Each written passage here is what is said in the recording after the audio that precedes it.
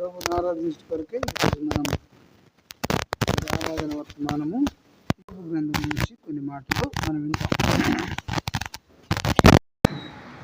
యోబు గ్రంథం నుంచి కొన్ని మాటలు మనం ఈరోజు ప్రభు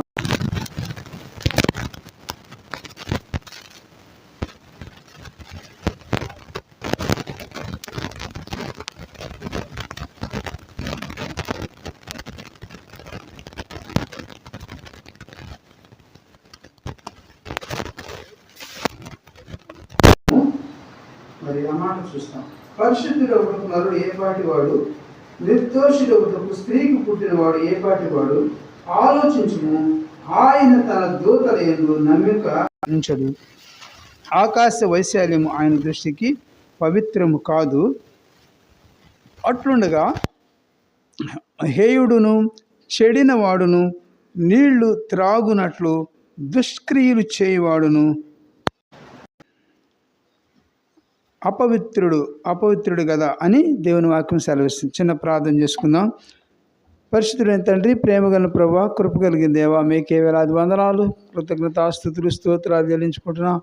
ఆయన ఎంతవరకు కూడా పాటల ద్వారా మిమ్మల్ని మయంపరిచినాం తండ్రి. ఇప్పుడు ఆరాధన వర్తమానం కూర్చుండగా తండ్రి మీరే తోడుగా ఉండి నడిపించండి. మీ ఆత్మతో నింపి మీ నోటి బోరగా వాడుకొని ప్రభా మీరే మహిమ ఘనత ప్రభావాలు మీరే పొందండి ప్రభా. నేనైతే నిష్ప్రయోజకుని దాసుని మీ ఎదుట ఒప్పుకుంటున్నాను ప్రభా. నన్ను మీరు ఖాళీ చేసి ఆయన మీ ఆత్మతో నింపి మీ నోటి పొరగా వాడుకొని మీ నడిపింపును మీ కృపను కోరుకుంటున్నాను నాయన. మీరే సహాయం చేయమని సమస్తాన్ని కూడా మీ చేతికి అప్పగించుకుంటే నామములు వేడుకొని ప్రార్థిస్తున్నాం తండ్రి, ఆమేన్. అందరూ కూడా బాగున్నారా?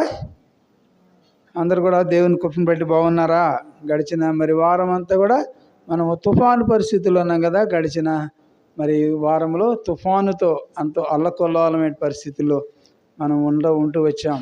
అయితే దేవుడు తన కృపను బట్టి తన దయను బట్టి దేవుడు మన ఎడల తను జాలి పడ్డాడు, ఆయన కనికరించినాడు. కనుకనే మరి ఇటు ప్రభు దినం నాడు మన ప్రభువుని ఆరాధించుకోవడానికి ఈ యొక్క 2025 సంవత్సరంలో మరి దేవుడు గడిచిన మరి 10 మాసాలు కాపాడి ఈ 11వ మాసం మొదటి ప్రభు దినంలో మనం అందరం సంఘముగా సమాజముగా కూడి ప్రభువుని ఆరాధించడానికై దేవుడు నిన్ను నన్ను కూడా మన అందరిని కూడా ఆయత్తపరిచినాడు. అందుని బట్టి మన ప్రభువుని మనం ఏం చేయాలా? ఘనపరచాలి. కాబట్టి మొదటిగా నా మాట ఏంటంటే, మరి యెషయా గ్రంథంలో చూస్తే మీకు కొన్ని మాటలు చెప్తే, యెషయా గ్రంథం 50వ అధ్యాయము 4వ వచనం.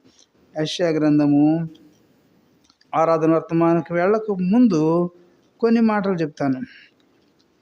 యెషయా గ్రంథం కాబట్టి ఇక్కడ ఏమంటున్నాడంటే 50వ అధ్యాయము ఎన్నో వచనం చెప్పాను? 50వ అధ్యాయము 4వ వచనంలో చూస్తే ఆరేం రాయబడుతుంది? అలసిన వానికి.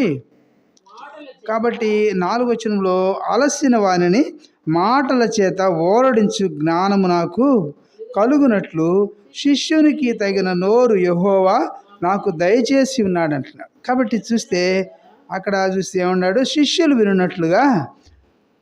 వినున్నట్లుగా నేను వినుటకై ఆయన ప్రతి ఉదయమున నాకు వినుబుద్ధి పుట్టించును అన్నాడు కదా. కాబట్టి ఆయన వినుబుద్ధి పుట్టిస్తేనే మనం వింటాం కదా, లేకపోతే మనం వినవెళ్ళాం. కాబట్టి పరిశుద్ధంగా జీవించాలంటే, జ్ఞానం సంపాదించాలంటే ప్రతిదినం కూడా మనము బైబిల్ చదవాలి. ప్రతిదినం కూడా జ్ఞానం సంపాదించుకోవాలంటే ఏం చేయాలంట?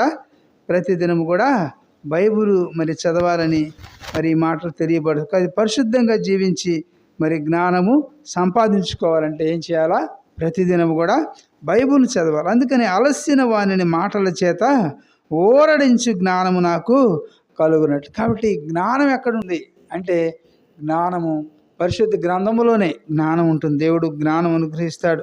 నీకు జ్ఞానం కొద్దుకుంటే ఆయన వద్దకు రండి, ఆయన మనకు అనుగ్రహిస్తాడని దేవుని వాక్యంలో మనం చూస్తాం.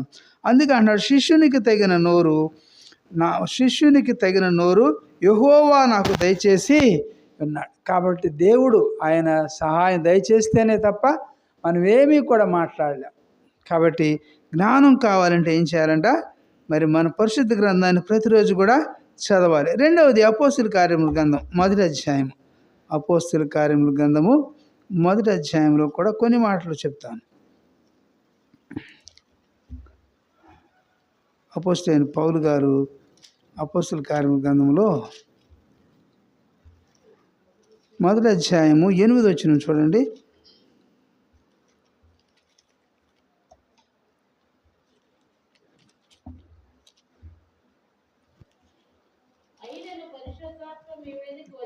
కాబట్టి 1వ అధ్యాయం 8వ వచనంలో ఏమని రాయబడుతుంది?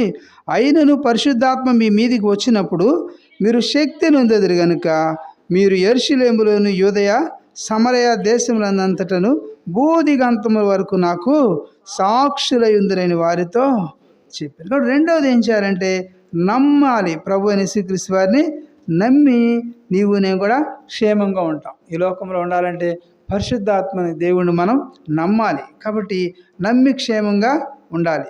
కాబట్టి నమ్మి క్షేమంగా ఉంటే దేవుడు నిన్ను నన్ను కూడా కాపాడుతాడు. అందుకని ఈ మాటలు ఏం రాయబడుతున్నాను? అయినను పరిశుద్ధాత్మ మీ మీదకి వచ్చినప్పుడు మీరు ఏం చేయబడతారంట? శక్తిని అందుతారు కనుక మీరు యెరూషలేములోను యూదయ సమరయ దేశములంతటను బూదిగంతముల వరకు కూడా ఏం చేయమంటున్నాడు? నాకు ఎలా ఉండాలంట? సాక్షులై ఉందిరని వారితో చెప్పాడు. కాబట్టి బూదిగంతముల వరకు కూడా మనం ఎలా ఉండాలంట? దేవునికి సాక్షులుగా నమ్మకమస్తులుగా ఉండాలి మనం. కాబట్టి మన ఇంటి వారికి కాదు కానీ లోకంలో మనం చూసేటువంటి వారందరికీ కూడా మన యొక్క మాట తీరు, మన యొక్క పరిస్థితి కూడా ఎదుటి వారు గమనిస్తారు కనుక మనము నమ్మకముగా ఉండాలి. కాబట్టి రెండో తలంపు ఏంటంటే నమ్మి ప్రభు యేసుక్రీస్తు వారిని నమ్మినప్పుడు నీకు క్షేమాన్ని ఇస్తాడు. కాబట్టి మనం ఈ తుఫాన్లో కూడా ఎంతో ప్రార్థన చేశాం. ప్రభా నాయన సహాయం చేయి ప్రభా. ఎంతో మరి భయంకరమైన పరిస్థితి, మరి తెల్లారితే బ్రతుకుతామో లేదో అన్నంత ప్రాణభీతి అనమాట. చేతిలో మరి ప్రాణాన్ని పెట్టుకున్నట్టుగా అట్టి విధంగా గడుపుతూ వచ్చాం. అయితే మూడవదిగా మన గమనంలో చూస్తే నిర్గమకాండం 4:12. నిర్గమకాండం 4వ అధ్యాయము 12వ వచనం.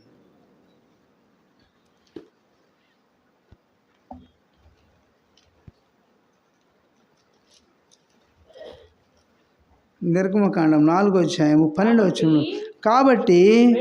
కాబట్టి వెళ్ళుము, నేను నీ నోటికి తోడయుండి నీవు ఏమి పలుకవలసినది నీకు బోధించదని అతనితో చెప్పాడు. కాబట్టి మూడో తలంపు ఏంటంటే అనుసరించి పరిశుద్ధంగా ఉండాలి. ప్రభు అయిన యేసుక్రీస్తు వారిని అనుసరించి మనం ఏం చేయాలంట? మరి నీవు నేను కూడా పరిశుద్ధంగా జీవిస్తే దేవుడు మనకు తోడై ఉంటాడు. మనుషులు మనకు తోడై ఉండరు. మనుషులు కొంతకాలమే, కొన్ని రోజులే మనకు తోడై ఉంటారు. మనతో అవసరం తీరే వరకే వారు మన తోడుగా ఉంటారు. అయితే దేవుడు అంటున్నాడు ఇక్కడ 12వ వచనంలో ఏమని కాబట్టి వెళ్ళుము అంటున్నాడు. మోషేతో మాట్లాడుతున్నాడు ప్రభు యేసుక్రీస్తు వారు. వెళ్ళుము, నేను నీ నోటికి తోడయుండి నీవు ఏమి పలకవలసింది కూడా నీకు నేనేం చేస్తానంట? బోధిస్తానంటున్నాడు. కాబట్టి నేను కూడా ఫస్ట్లో వాక్యం చెప్పాలని ఎంతో భయపడేవాడిని. ఎంతో ఎంతో ఎంతో అసలు భయం అన్నమాట చెప్పాలంటే. అయితే దేవుణ్ణి ప్రార్థించుకున్న ప్రభువా అనేక సార్లు ప్రార్థన చేసి ఒక్క ప్రార్థనతో మనం ఈ మరి బలిపీఠం మీద నిలబడాల. అనేక ప్రార్థన చేసినప్పుడు దేవుడు తన కృపను నీ కృపను నాకు అనుగ్రహించు ప్రభువా అని ప్రార్థన చేసినప్పుడు దేవుడు ఆయన కృపను అనుగ్రహించాడు. కనుకనే మరి ఈ మాటలు చెప్పగలుగుతున్నామంటే దేవుని యొక్క కృపే. అందుకనే దేవుడు అన్నాడు వెళ్ళుమన్నాడు మోషేని. అలాగే నాతో కూడా ఆ మాట మాట్లాడు, వెళ్ళుము, నేను నీ నోటికి తోడై ఉండి నీవు ఏమి పలకవలసింది కూడా నీకు బోధించేదనని ప్రభు యేసుక్రీస్తు వారు ఆయన చెప్పినప్పుడు వెళుతూ వస్తున్నప్పుడు ఆయా స్థలాల్లో వెళుతున్నప్పుడు దేవుడు సమయం ఇచ్చి మాట్లాడుతున్నప్పుడు చక్కగా వారు విన్నప్పుడు చాలా మంచి లోతైన మాటలు చెప్పగలుగుతున్నారు. ఎలా చెప్పగలుగుతున్నారు అని వారు అనేకులు అడిగినప్పుడు అదంతా కూడా దేవుని కృపేనయ్యా, నేను నా గొప్పతనం కాదు అని చెప్పినప్పుడు నిజముగా దేవునికి ఎంతో మహిమ ఉంటుందన్నమాట. కాబట్టి 3 తలంపులు మనం నేర్చుకున్నాం. కాబట్టి ఈ లోకంలో మరి మనం జాగ్రత్తగా బ్రతకాలంటే, మరి జ్ఞానం కావాలంటే ప్రతిదినం కూడా బైబిల్ చదవాలి. రెండవది నమ్మి క్షేమంగా మరి ప్రభు యేసుక్రీస్తు వారిని నమ్మి క్షేమంగా మనము ఉండగలుగుతాము. మూడవది అనుసరించి పరిశుద్ధంగా ఉండాలి. ఏం అనుసరించాలి? పరిశుద్ధ గ్రంథాన్ని ప్రభు యేసుక్రీస్తు వారిని అనుసరిస్తే నీకు నాకు కూడా దేవుడు క్షేమం ఇస్తాడు, నెమ్మది ఇస్తాడు. అందుని బట్టి మన ప్రభువుని మనం ఆరాధిస్తాం. మనం ఆరాధన వర్తమానంలోకి వెళ్తాము. మరి ఇక్కడ మరి చెప్పాను కదా, యోబు గ్రంథంలో మరి ఏం అధ్యాయం చెప్పాము మీకు? యోబు గ్రంథంలో మనం చూస్తే 15వ అధ్యాయం, యోబు గ్రంథం 15వ అధ్యాయంలో 14 వచనం చదువుకున్నాం కదండి. 14 వచనం చదువుకుంటే పరిశుద్ధుడగుటకు నరుడు ఏపాటి వాడని అక్కడ క్వశ్చన్ మార్క్ ఉంది మీ పరిశుద్ధ గ్రంథాల్లో చూడండి. కాబట్టి నీవు నేను కూడా పరిశుద్ధులుగా అవ్వాలంటే నిజముగా మనము ఏపాటి వారము అనే దేవుని వాక్యం సెలవిస్తూ ఉన్నదండి. కాబట్టి పరిశుద్ధుడగుటకు నరుడు ఏపాటి వాడు. రెండవది నిర్దోషుడగుటకు. ఒకటి పరిశుద్ధుడగుటకు, రెండవది నిర్దోషుడగుటకు స్త్రీకి పుట్టినవాడు. ఎవరికి పుట్టినవాడు? స్త్రీకి పుట్టినవాడు ఏ పాటి వాడు అని అక్కడ కూడా క్వశ్చన్ మార్క్ ఉంది చివరి భాగంలో. కాబట్టి మనం ఎంత మాత్రం కూడా పరిశుద్ధులం కాదు. అందుకని దేవుని వాక్యం సెలవిస్తుంది, పరిశుద్ధుడు లేడు, నీతిమంతుడు లేడు, ఒక్కడు కూడా.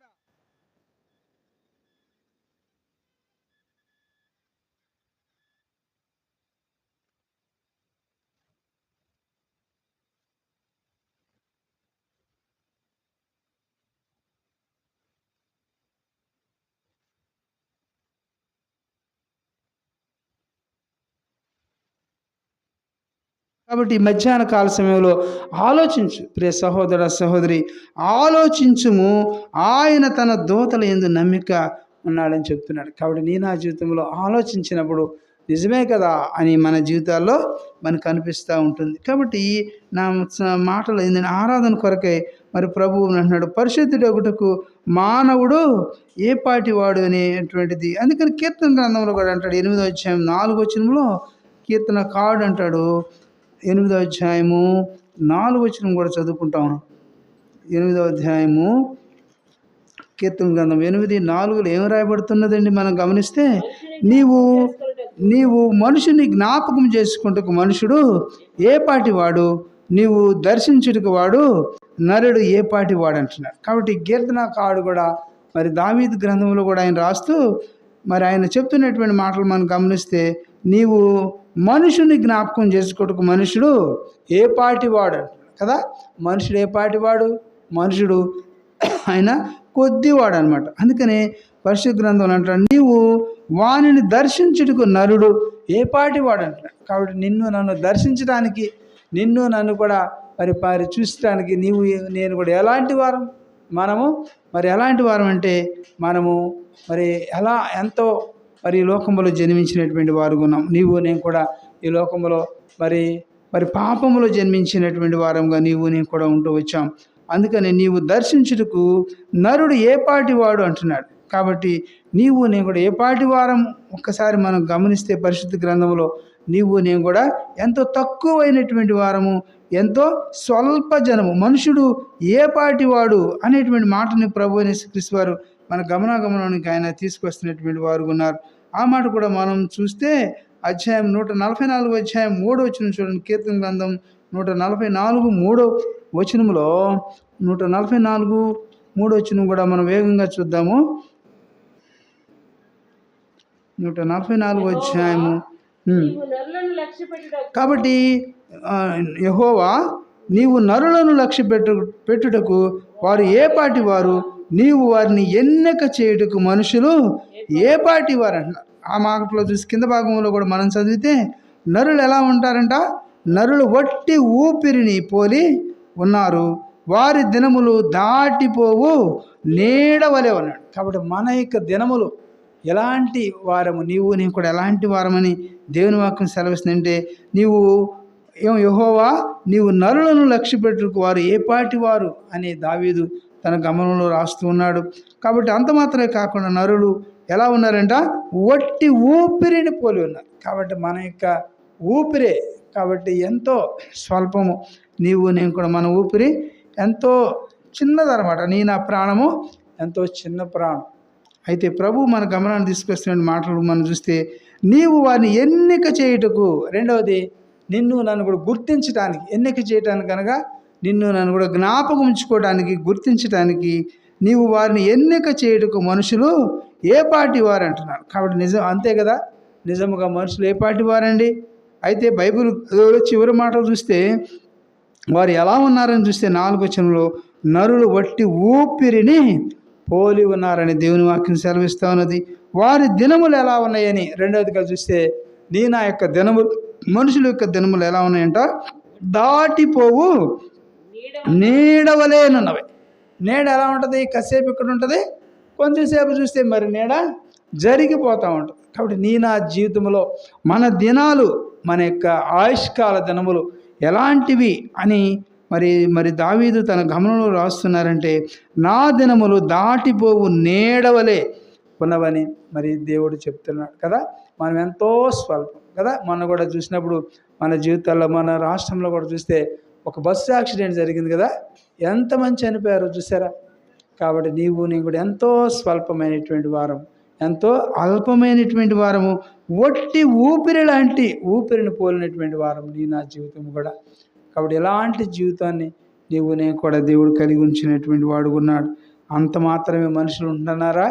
మనుషులు నాకేమి తక్కువ, నాకేమి ఎక్కువ అన్నట్టుగా మనుషులు వారు ఎంతగానో అతిశయపడుతున్నట్టుగా మనం చూస్తున్నాం.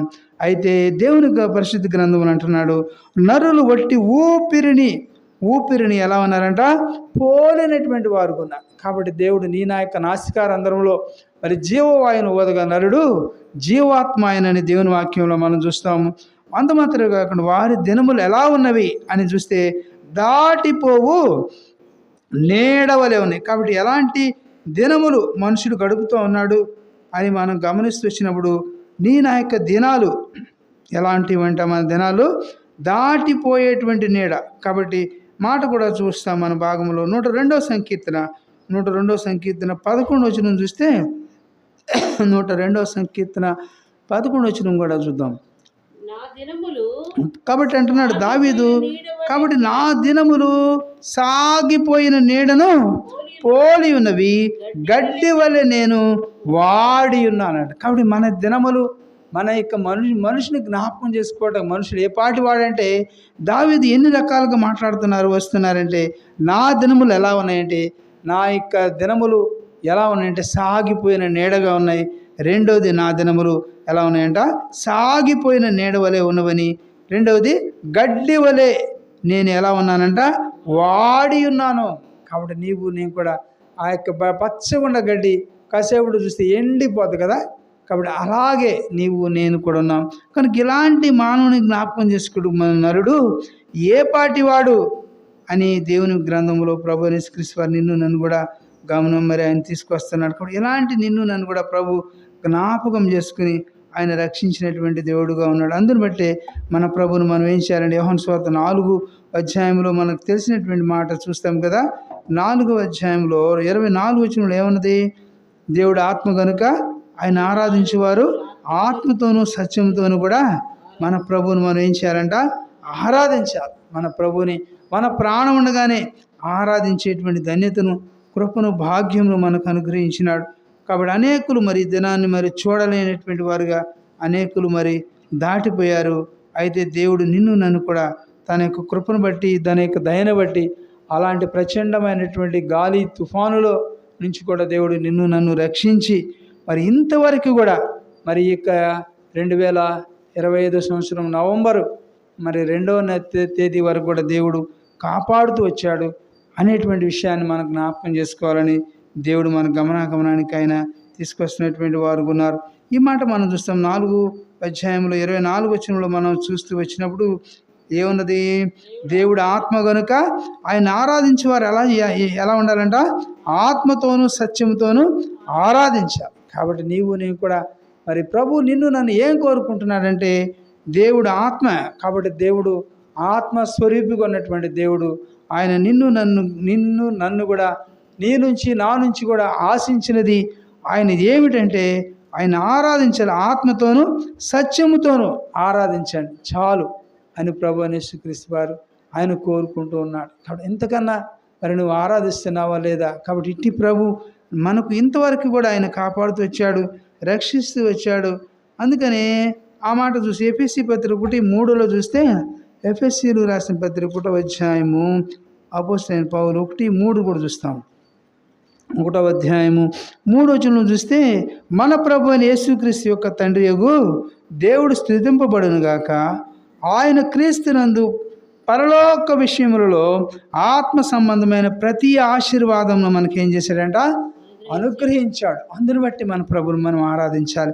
ఎందుకు మన ప్రభువుని ఆరాధించాలంటే, మన ప్రభు అయిన యేసుక్రీస్తు యొక్క తండ్రి యగు మరి దేవుడు ఎందుకు స్తుతించబడాలి ఎందుకు ఆరాధించబడాలి, ఎందుకు గణపరచబడాలి అనేటువంటి మనం చూస్తే ఆయన క్రీస్తునందు ఎలా ఉన్నాడంట, పరలోక విషయంలో ఆత్మ సంబంధమైనటువంటి, మరి భూ సంబంధమైనటువంటి కాదు కానీ ఆత్మ సంబంధమైనటువంటి ప్రతి ఒక్క ఆశీర్వాదమును మనకేం చేశారు, అనుగ్రహిస్తూ వచ్చారు.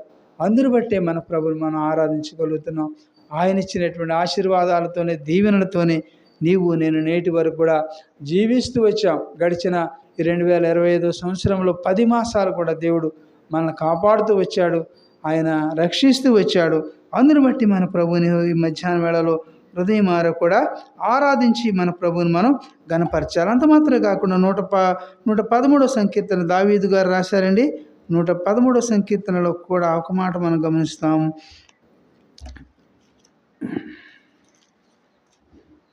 113వ సంకీర్తనలో మనం చూస్తాము. 113వ సంకీర్తనలో మరి 3వ వచనం, 113వ సంకీర్తన 3వ వచనంలో చూస్తే, కాబట్టి ఇలాంటి దేవుని మనం ఏం చేయాలంటే సూర్యోదయం మొదలుకొని సూర్యాస్తమయం వరకు కూడా యెహోవా నామము ఎలాంటిదంట, స్తుతి నొందదగినది. ఎందుకు మన ప్రభువుని మనం స్తుతించాలి, ఎందుకు ఆరాధించాలి? అనేకులు ఆరాధించట్లేదు కదా, అయినా వారు బాగానే ఉన్నారు కదా అనుకుంటున్నావేమో. ప్రభు అయిన యేసుక్రీస్తు వారు నీకు నాకు కూడా గొప్ప భాగ్యం ఇచ్చాడండి. వారికి లేనటువంటి ఆధిక్యతను దేవుడు మనకు అనుగ్రహించినాడు. అందుకని ఆయన అంటున్నాడు, సూర్యోదయం మొదలుకొని సూర్యాస్తమయం వరకు కూడా యెహోవా నామం ఎలాంటిదంట, స్తుతి నొందదగినటువంటి నామాన్ని నీవు నేను కూడా స్తుతించాలి. ఎందుకు ప్రభు అంటే నిన్ను నన్ను కూడా దేవుడు నేటి వరకు కూడా కాపాడుతూ వచ్చాడు. గడిచిన మాసాలన్నిటిలో మరి దేవుడు నిన్ను నన్ను కూడా కాపాడుతూ మనల్ని కూడా రక్షిస్తూ ఆయన పోషిస్తూ వచ్చినటువంటి దేవుణ్ణి ఆరాధించకుండా, స్తుతించకుండా మనం ఎలా ఉంటామండి నిజంగా? కాబట్టి ఈ సంవత్సరాంతంలోనికి ప్రభువు యేసుక్రీస్తు వారు మనల్ని అందరిని కూడా నడిపించాడు.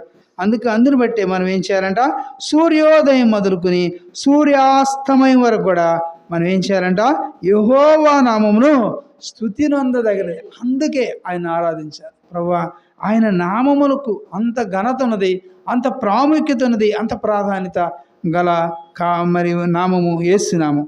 అందుకనే ఆయన నామాన్ని ఎలా స్తుతించాలంటే సూర్యోదయం మొదలుకొని సూర్యాస్తమయం వరకు కూడా మన ప్రభుని హృదయమార కూడా. కీర్తన గ్రంథములో చూడండి, 50వ సంకీర్తన 1వ వచనంలో చూస్తే ఆయన ఒక మాట అంటాడు. 50వ సంకీర్తన 1వ వచనం కూడా మనం గమనిస్తామండి. అక్కడ ఏమన్నదంటే, దేవాది దేవుడైన యెహోవా ఆజ్ఞ ఇచ్చుచున్నాడు, తూర్పు దిక్కు మొదలుకొని పడమర దిక్కు వరకు భూనివాసులను రమ్మని ఆయన ఏం చేస్తున్నాడంట, పిలుచుచూ ఉన్నాడు. భూనివాసులందరినీ కూడా, కాబట్టి అందరిని కూడా పిలుస్తున్నారు, కొందరిని కాదు. కానీ ఆయన అంటున్నాడు, దేవాది దేవుడైన యెహోవా ఆజ్ఞ ఇస్తున్నాడని ఆసాపు రాసినటువంటి కీర్తనలో తూర్పు దిక్కు నుండి, మరి తూర్పు దిక్కు మొదలుకొని పడమర దిక్కు వరకు కూడా మరి దేవుడు భూనివాసులను రమ్మని ఆయన పిలుస్తున్నాడు. నిన్ను నన్ను కూడా రమ్మని పిలుస్తాడు. అందుకనే ఓ పాట పాడారు దినకరం గారు. ఏం పాట పాడారు? రమ్మనుచున్నాడు నిన్ను ప్రభు యేసు, పడిన తన వాంఛను రమ్మనుచున్నాడు. చాలా ఆత్మీయంగా మరి సహోదరులు ఈ పాట పాడుతూ వచ్చారు. కాబట్టి ప్రభువు యేసుక్రీస్తు వారు ఎలా పిలుస్తున్నారంటే తూర్పు దిక్కు మొదలుకొని పడమర దిక్కు వరకు కూడా భూనివాసులను ఆయన రమ్మని పిలుస్తున్నారు. ఆయన ఆరాధించాలని, ఆయన గణపరచాలని ప్రభువు యేసుక్రీస్తు వారు అందరిని పిలుస్తున్నారు. అందుకని యెహోవా నామం ఎలాంటిదంట, స్తుతి నొందదగినటువంటి నామం. అందుని బట్టి మన ప్రభువుని హృదయమార కూడా ఆరాధించి మన ప్రభువును మనం గణపరచ మరి బద్దులు వింటున్నాం. 18వ సంకీర్తనలో కూడా చూస్తే మరి 18:3 కూడా చూస్తాం. దావీదు రాసిన సంకీర్తన 18వ సంకీర్తన 3వ వాక్యం కూడా చూసి మనం ముందుకు సాగుతాం. 18వ సంకీర్తన 3వ వచనంలో కూడా గమనిస్తే అక్కడ ఏం రాయబడుతున్నది? అక్కడ చూస్తే కీర్తనీయుడైన యెహోవాకు నేను మొరపెట్టగా ఆయన నా శత్రువుల చేతిలో నుండి నన్ను ఏం చేశాడంట, రక్షించును. కాబట్టి మనం రక్షించేవాడు, మనం విడిపించేటువంటి వాడు మన ప్రభువైన యేసుక్రీస్తు వారు. అందుకనే దావీదు అంటున్నాడు, దావీదు మరి యెహోవా దాసుడైన దావీదు కీర్తనని పైన రాయబడుతూ ఉంటుంది. అతని శత్రువులందరి చేతిలో నుండి, సౌలు చేతిలో నుండి యెహోవా అతన్ని తప్పించిన దినమున దావీదు మరి యొక్క వాక్యమును చెప్పి యెహోవాను స్తోత్రించినట్లుగా మన కీర్తనలో మనం చూస్తూ ఉంటాం. కాబట్టి ఆయన అంటున్నాడు, కీర్తనీయుడైన యెహోవాకు, మన ప్రభువు కీర్తనీయుడు, స్తుతి ఆరాధనలకు కీర్తనీయుడు. ఆయన కీర్తనీయుడైన యెహోవాకు నేను మొరపెట్టగా ఆయన ఏం చేస్తూ వచ్చారంట, నా శత్రువుల చేతిలో నుండి నన్ను రక్షించిన. కాబట్టి నీకు నాకు కూడా ఈ లోకంలో అనేక మంది శత్రువులు ఉన్నారు. వారందరి నుంచి కూడా రక్షించబడాలంటే మనకి దేవుని యొక్క కాపుదల, దేవుని యొక్క భద్రత ఎంతో అవసరం. కాబట్టి దేవునికి మనం మొరపెట్టాలి. దేవునికి మొరపెట్టినప్పుడు మన శత్రువులను కూడా మిత్రులుగా దేవుడు మార్చగలడు అనమాట. అందుని బట్టి మన ప్రభుని ఈ మధ్యాహ్నం వేళలో హృదయమారా కూడా ఆరాధించి మన ప్రభువుని మనం మరి ఘనపరిచే బద్దులమై ఉంటున్నాము. కాబట్టి అంటున్నాడు, స్తుతి నొందదగినటువంటి ఆయన నామాన్ని మన హృదయమారా కూడా ఆరాధించి మన ప్రభువుని యెషయా గ్రంథం 64:6 వచనం చూస్తాం, 64:4 వచనం కూడా చూస్తాం.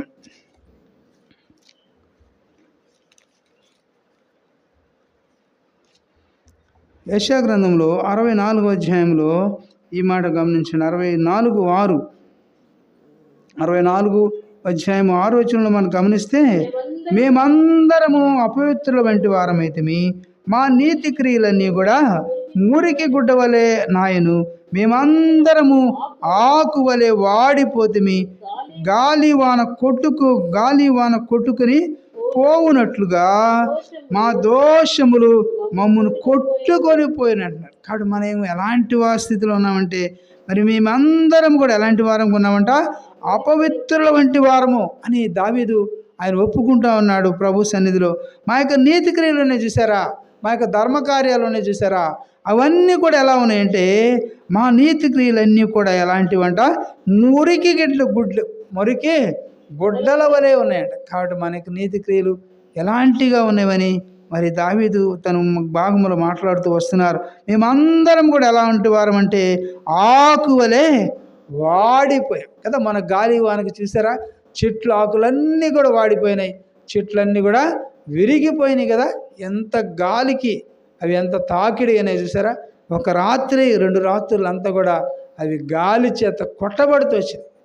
కాబట్టి నా జీవితంలో అనేకమైనటువంటి శ్రమానుభవముల్లో నేను కూడా కొట్టబడుతున్నప్పుడు, మరి ప్రభు వాకు వలె వాడిపోతున్నప్పుడు ప్రభు యేసుక్రీస్తు వారు అంటున్నారు, మేమందరము కూడా ఎలా ఉన్నామంటే ఆకు వలె వాడిపోయాము. కాబట్టి యొక్క చిగురుటాకు ఏ విధంగా మరి చక్కగా పచ్చగా ఉన్నదో, ఆ యొక్క ఆకు ఏ విధంగా గాలికి, ఆ యొక్క గాలి వానకు ఏ విధంగా అయితే వాడిపోయి ఇరిగిపోయి పడిపోయినాయో అట్టి విధంగా ఉన్నామని దావీదు తన అనుభవంలో ఈ మాటలు మన గమనాగమనంలోనికి ఆయన తీసుకొస్తా ఉన్నారు. గాలి వాన కొట్టగా కొట్టుకుని పోనట్లుగా. రెండోది ఏమంటున్నాడు, మా దోషములు మమ్మను కొట్టుకొని పోయినట్టు. కాబట్టి మన దోషములు, మన యొక్క అపరాధములు ఇవన్నీ కూడా దేవుడు తన రక్తము చేత నిన్ను నన్ను కూడా ఆయన శుద్ధి చేయటానికి ఆయన రక్తములో నిన్ను నన్ను కూడా కడిగినటువంటి దేవుడు ఉన్నాడు. కనుకని మా దోషములు మమ్మను మరి కొట్టుకొని పోయినంటున్నాడు. మరి 7వ వచనం చూస్తే, నీ నామమును బట్టి మొరపెట్టువాడు ఒకడు కూడా లేకపోయాను, నిన్ను ఆధారం చేసుకున్నట్టుకై. కాబట్టి దాన్ని ఆధారం చేసుకున్నట్టుకై ఏం రాయబడుతుంది అక్కడ, తన్ను తాను ప్రోత్సాహపరుచుకున్నవాడు ఒకడు కూడా లేడు, నీవు మాకు ముఖము చాటు మరి చేసుకుంటువి, మా దోషములు చేత నీవు మమ్మను కాబట్టి కరిగించి ఉన్నావని దావీదు తన మాటల ద్వారా నిన్ను నన్ను కూడా గమనానికి తీసుకొస్తున్నాడు. వాడు ఎలాంటి దోషములు, నేను కూడా ఎలాంటి దోషముల చేత మనం ఎలా ఉంటామంటే, మరి కొట్టబడుతూ వచ్చాము, ముఖము చాటు చేసుకున్నాం. మనము చేసినటువంటి దోషాలను బట్టి దేవుని సన్నిధికి వెళ్ళటానికి, దేవుని ముఖం చూడటానికి మనం ముఖము చెలల. అయినా కూడా దేవుడు నిన్ను నన్ను కూడా రక్షించినాడు. మా దోషముల చేత నీవు మమ్మల్ని ఏం చేశారంట, మరి ఏం చేశారు, మరి నిన్ను నన్ను కూడా కనికరించినటువంటి దేవుడు ఉంటున్నాడు. అందుని బట్టి మన ప్రభుని మధ్యాహ్న వేళలో హృదయమార కూడా ఆరాధించి మన ప్రభుని మనం కనపరుస్తాం. 41వ సంకీర్తన 13వ వచనం కూడా చదువుతాం. 41వ సంకీర్తన దావీదు రాశారండి. ఈ సంకీర్తన కూడా చదువుకుంటూ మనం ముందుకు సాగుతాం. 41వ సంకీర్తన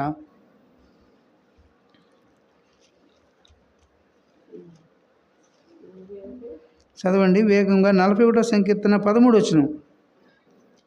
ఇశ్రాయేలు దేవుడైన యెహోవా శాశ్వత కాలము నుండి. కాబట్టి మన ప్రభు ఎలాంటి దేవుడు ఉన్నాడు అని మన భాగంలో దావీదు అంటున్నాడు. 41వ సంకీర్తన 13 వచనంలో మన భాగంలో తీసుకొస్తే శాశ్వత ఇశ్రాయేలు దేవుడైన యెహోవా ఎలాంటి దేవుడు ఉన్నాడంట? శాశ్వత కాలము నుండి శాశ్వత కాల. కాబట్టి శాశ్వత కాలం నుండి శాశ్వత కాలము వరకు స్తుతింపబడును గాక, ఆమేన్. కాబట్టి ఆయన యొక్క నామము ఎలాంటి నామం అని చూస్తే మరి ఎందుకంటే శాశ్వత కాలము నుండి మరి శాశ్వత కాలము వరకు కూడా స్తుతింపబడేటువంటి నామం యేసు నామం. అందుని బట్టి మన ప్రభుని ఇశ్రాయేలు దేవుడు అని యెహోవా మరి శాశ్వత కాలం నుండి ఇలాంటి దేవుడిని మన హృదయమార కూడా మధ్యాహ్నం వేళలో ఆరాధించి మన ప్రభువుని మనం కనపరిచాబద్దులం అంటున్నాను. 192వ సంకీర్తనలో కూడా మాట చూస్తాము. 92వ సంకీర్తనలో కూడా ఒక మాట చూసి మనం ముందుకు సాగుతామండి. 92వ సంకీర్తనలో కూడా చూడండి ఆ మాటలు కూడా 7వ వచనం. 92వ సంకీర్తన 7వ వచనం అంటాడు అక్కడ, నిత్యనాశనమునకు నొందుడికే కదా భక్తిహీనులు గడ్డి వలె చిగుర్చుదురు, చెడు పనులు చేయవారు అందరూ కూడా కాబట్టి పుష్పించుదురు అనేటువంటి మాటను మరి మన గమనాన్ని తీసుకొస్తా ఉన్నారు. కాబట్టి నీ నా జీవితంలో ప్రభు అని యేసుక్రీస్తు నిత్యనాశనం నందుటికే కదా భక్తిహీనులు ఎలాంటి వారికి ఉన్నారని ఆ మాటలు. కాబట్టి ఎలాంటి వారికి ఉన్నారంటే భక్తిహీనులు గడ్డి వలె చిగురుస్తూ ఉన్నారని మరి దేవుని వాక్యం మరి సెలవిస్తూ ఉన్నది. మరొక మాట చూస్తే యోహాను సువార్త 3:16 ఏమన్నది? దేవుడు లోకమును ఎంతో ప్రేమించుతూ వచ్చాడు. కాబట్టి ఇలాంటి స్థితిలో ఉన్నటువంటి నిన్ను నన్ను కూడా దేవుడు ప్రేమిస్తూ వచ్చాడు, రక్షిస్తూ వచ్చాడండి. అందుని బట్టి మన ప్రభుని ఈ సమయంలో హృదయమారా కూడా ఆరాధించి మన ప్రభుని మనం ఘనపరచ మరి బద్దులమై ఉంటున్నాం. మార్కు సువార్తికుడు అంటాడు 1వ అధ్యాయం 4వ వచనంలో, మార్కు సువార్త 1వ అధ్యాయము 40వ వచనం కూడా చదువుకుంటాం.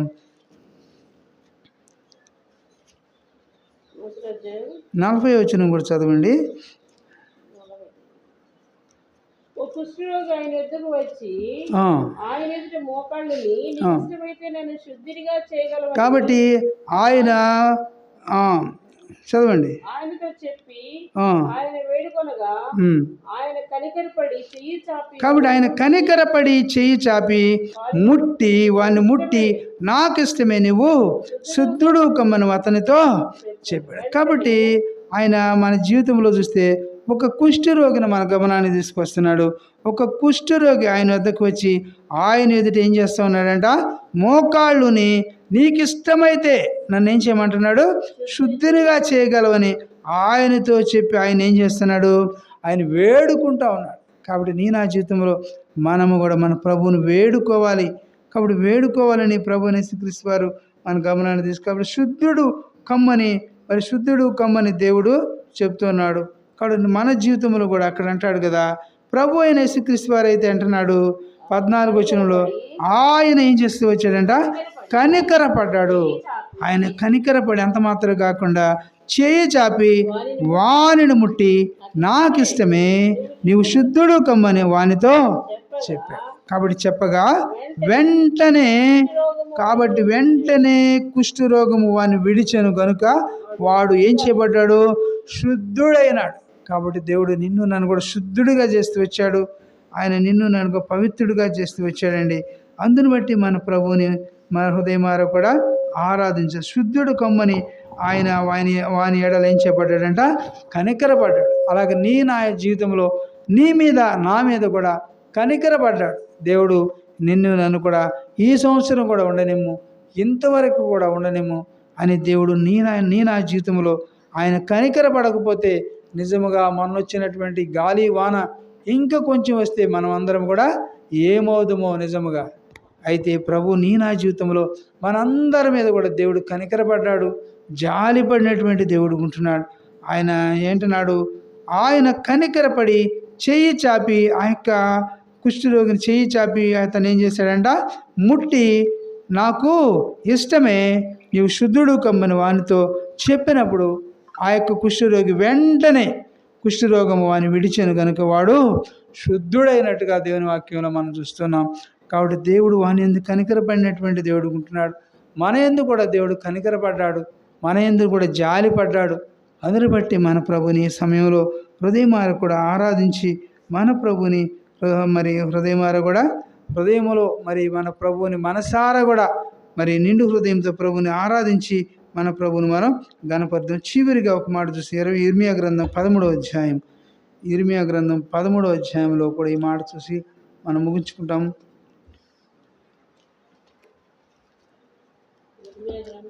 ఇర్మియా గ్రంథంలో చూడండి 13వ అధ్యాయంలో మరి ఈ మాట చూడు 22వ వచనం, 13:22.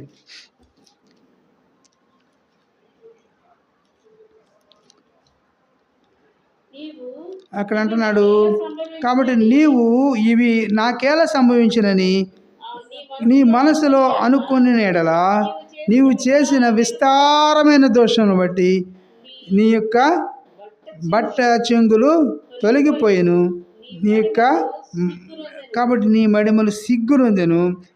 కాబట్టి ఆ కూష దేశం గురించి అక్కడ రాయబడుతున్నటువంటి మాటలు మన గమనానికి తీసుకొస్తున్నటువంటి వారు ఉన్నారు ప్రభువైన యేసుక్రీస్తు వారు. కాబట్టి మన కృపలో ప్రభువైన అయితే చివరిగా ఒక మాట మనం చూసి మనం ముగించుకుందాం. కాబట్టి మన యొక్క లోకంలో మన యొక్క స్థితి అంతా కూడా దేవుడు చూసినటువంటి దేవుడు ఉన్నాడు కనుక నీవు నేను కూడా మన ప్రభు నిన్ను నన్ను కూడా శుద్ధుడిగా చేసినాడు. అందును బట్టి మన ప్రభుని హృదయమారా కూడా ఆరాధించి మన ప్రభుని మనం ఘనపరచుదాము. మరి మాట చివరికి మరి కొరింథీ రాసిన 2వ పత్రిక అపోస్తలుడైన పౌలు గారు మరి 2వ పత్రికలో చూడండి, 1వ అధ్యాయం 29వ వచనం, 1వ అధ్యాయము 29వ వచనం చదువుకుంటే అక్కడ కొరింథీయులకు రాసిన చదవండి 1వ పత్రిక అనుకుంటా, 1వ పత్రిక 29 చదవండి.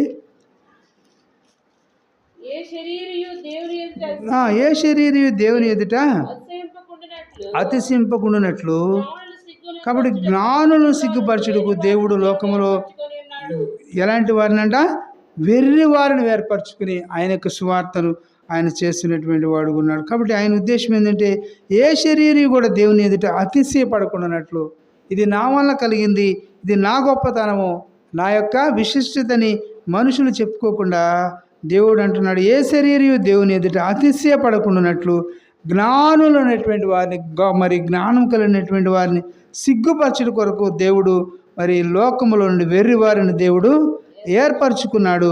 అంత మాత్రమే కాకుండా బలవంతులైన వారిని సిగ్గుపరచడానికి లోకములో బలహీనులైన వారిని దేవుడు ఏర్పరచుకుని ఉన్నాడు. ఎన్నికైన వారిని వ్యర్థము చేయుటకు లోకములో నీచులైన వారిని, తృణీకరింపబడిన వారిని, ఎన్నికలైన వారిని దేవుడు ఏర్పరచుకున్నాడు. అందుని బట్టి నిజంగా మన ప్రభువుని మనం ఆరాధించాలండి. కాబట్టి మనమైతే ఎన్నికలైనటువంటి వారం అయినా కూడా దేవుడు నిన్ను నన్ను మనందరిని కూడా ఏర్పరచుకుని ఆయన యొక్క సేవలో మరి దేవుడు నిన్ను నన్ను కూడా ఉంచినాడు. అందుని బట్టి మన ప్రభుని హృదయమారా కూడా ఆరాధించి మన ప్రభువును మనం ఘనపరచ బద్దులు వింటున్నాం. కొంత సమయం మనము ఆరాధిస్తాం. ఆరాధన వర్తమానం విన్నటువంటి మాటలు మన హృదయంలో ఉంచుకుని మరి మనం ఆరాధించుదాం.